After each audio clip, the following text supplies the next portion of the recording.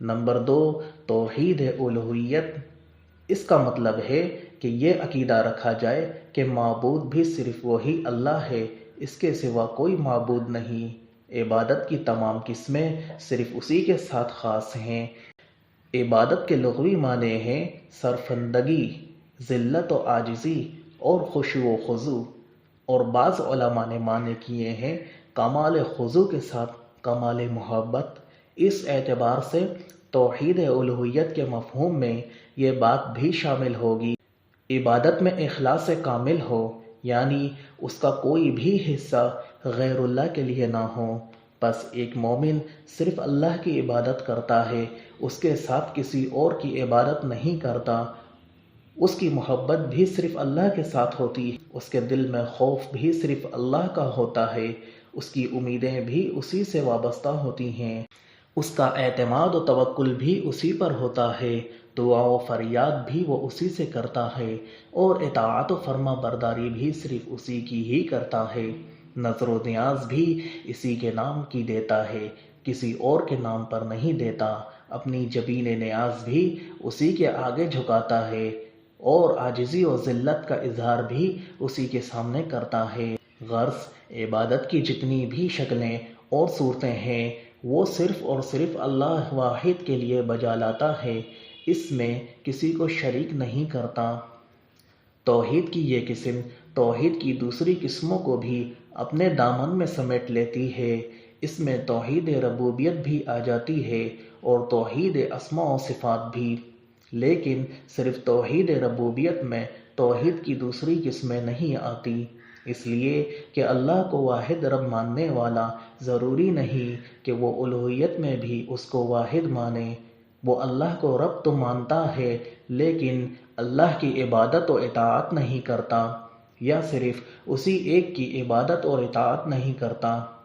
اسی طرح توحید اسماء و صفات بھی توحید کی دوسری انواع کو اپنے اندر شامل نہیں کرتی، لیکن توحید الوہیت کو ماننے والا جو یہ اقرار کرتا ہے کہ اللہ تبارک و تعالی ہی مستحق عبادت ہے، اس کے سوا کوئی عبادت کا مستحق نہیں، وہ یہ بھی تسلیم کرتا ہے کہ رب العالمین بھی وہی ہے، علاوہ ازیں اس کے اسماء و حسنی اور صفات کاملہ ہیں، اس لیے کہ اخلاص فی العبادت اسی کے لیے ہو سکتا ہے جو رب ہو، نہ کہ کسی اور کے لیے۔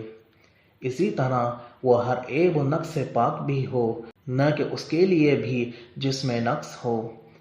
اس کی عبادت کس طرح جائز ہو سکتی ہے جو کسی چیز کا خالق نہ ہو، مدبر نہ ہو، بلکہ مخلوق ہو۔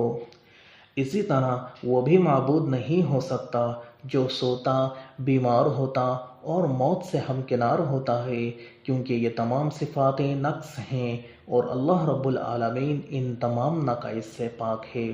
مسلمانوں کا کلمہ توحید و شہادت لا الہ الا اللہ، اللہ کے سوا کوئی معبود نہیں، توحید کی تینوں قسموں کو حاوی ہے، اسی لیے اس کلمے کو ادا کرنے والا مسلمان قرار پاتا ہے، ورنہ توحید ربوبیت تو مشرکین بھی مانتے ہیں مگر وہ مسلمان نہیں۔ دائرہ اسلام میں وہی داخل سمجھا جائے گا جو توحید کی تینوں قسموں پر ایمان رکھے گا، کیونکہ لا الہ الا اللہ میں تینوں قسمیں شامل ہیں۔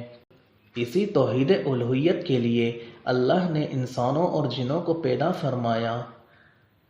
سورۃ الذاریات میں ارشاد ہوتا ہے وَمَا خَلَقْتُ الْجِنَّ وَالْإِنسَ إِلَّا لِيَعْبُدُونِ، میں نے جنوں اور انسانوں کو صرف اس لیے پیدا کیا ہے کہ وہ میری ہی عبادت کریں۔ تمام انبیاء کی بعثت بھی اسی توحید الوہیت کے لیے ہی ہوئی۔ سورہ نحل میں ارشاد ہوتا ہے ہم نے ہر امت میں ایک رسول بھیجا، اس نے یہی پیغام دیا کہ اللہ کی عبادت کرو اور طاغوت سے بچو۔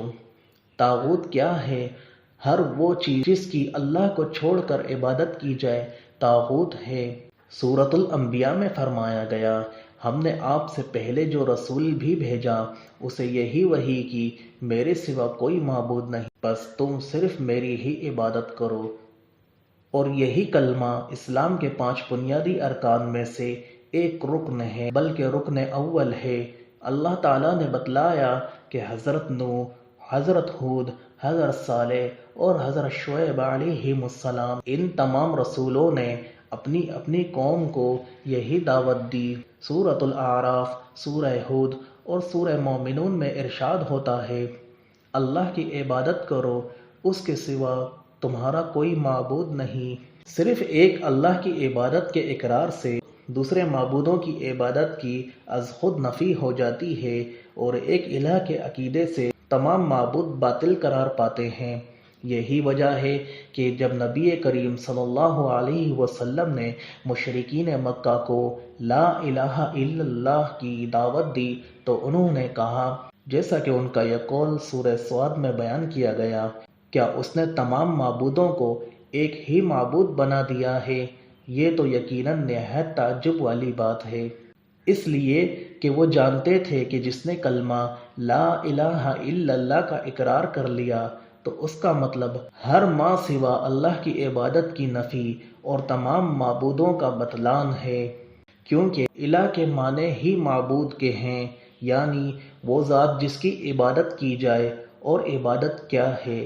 عبادت کا مطلب ہے صرف اس ذات کی رضا کے لیے اس کے سامنے عجز و تذلل کا اظہار کرتے ہوئے ہر وہ کام کیا جائے جسے وہ پسند کرتا ہے۔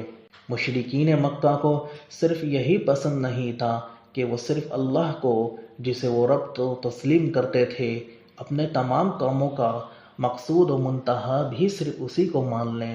نماز پڑھیں تو اسی کے لیے پڑھیں، روزے رکھیں تو صرف اس کے لیے رکھیں، نذر و نیازیں دیں تو صرف اسی کے نام کی دیں، استغاثہ و استمداد کریں تو صرف اسی سے کریں، اور ان تمام معبودوں کو نظر انداز کر دیں جن کو وہ اللہ کے ساتھ مذکورہ کاموں میں شریک رکھتے تھے۔ اس لیے ضروری ہے کہ توحید الوہیت کے تقاضوں اور لوازم کو بھی سمجھا جائے۔ توحید الوہیت کے لوازمات میں سے ہے اللہ کے ساتھ خالص محبت رکھی جائے۔ اس کا مطلب ہے کہ کسی کو اللہ کا شریک نہ بنایا جائے، نہ اس کی محبت پر کسی اور کی محبت غالب آئے، کیونکہ انسان کی فطرت میں کئی چیزوں کی محبت رکھی گئی ہے۔ اسے ماں باپ سے، بیوی بچوں سے، بہن بھائیوں سے، احباب و اقارب سے، دنیا کے مال و اسباب سے، حتیٰ کہ اپنے وطن اور مولد و مسکن سے بھی محبت ہوتی ہے۔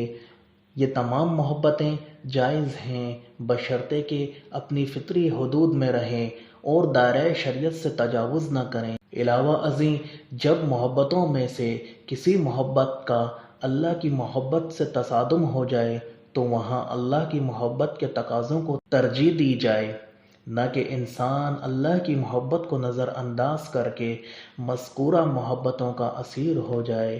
سورۃ البقرہ میں اہل ایمان کی صفات بیان کی گئی۔ فرمایا گیا، ان کو سب سے زیادہ محبت اللہ کے ساتھ ہوتی ہے۔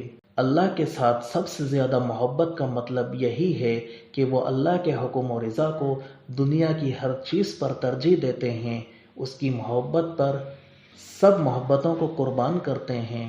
دعا و فریاد اللہ ہی سے کی جائے، اسی پر بھروسہ کیا جائے، اور جن چیزوں پر صرف اللہ قادر ہے ان کی امید صرف اللہ ہی سے رکھی جائے، اور ان میں کسی اور سے امید وابستہ نہ کی جائے۔ خوف بھی صرف اللہ ہی کا ہو۔ اس کا مطلب ہے کہ مخلوقات میں سے کوئی بھی اپنی مشیت اور قدرت سے کسی کو نقصان نہیں پہنچا سکتا۔ ہاں، اگر اللہ چاہے تو وہ کسی کو نفع یا نقصان پہنچانے کا سبب بنا سکتا ہے۔ اس لیے ظاہری اسباب کے بغیر کسی سے خوف کھانا یا یہ عقیدہ رکھنا کہ اللہ کی مشیت اور اذن کے بغیر بھی کوئی نفع و نقصان پہنچانے پر قادر ہے، مشرکانہ فعل اور عقیدہ ہے۔ عبادات کی جتنی بھی قسمیں ہیں وہ سب اللہ کے لیے خاص ہیں، بدنی عبادات ہوں جیسے نماز، روزہ، رکوع، سجود، طواف وغیرہ، مالی عبادات ہوں جیسے زکوٰۃ، قربانی، نذر و نیاز وغیرہ، قولی عبادات ہوں جیسے ذکر، استغفار وغیرہ، مالی و بدنی عبادات کا مجموع جیسے حج۔ ہر قسم کی عبادت صرف اللہ کا حق ہے، ان میں سے کوئی بھی عبادت اللہ کے سوا کسی اور کے لیے نہیں کی جا سکتی۔ اگر کی جائے گی تو ایسا کرنا توحید الوہیت کے خلاف اور شرک ہوگا۔